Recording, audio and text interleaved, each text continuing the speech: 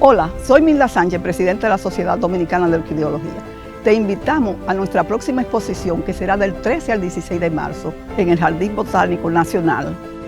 En esta actividad podemos contar con el paseo en tren, áreas de comida.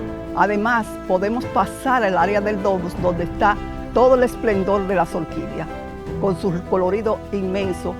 Como todos los años, tenemos el jurado internacional, el cual viene a elegir las plantas más vistosas y coloridas de la exposición para el disfrute de todos ustedes.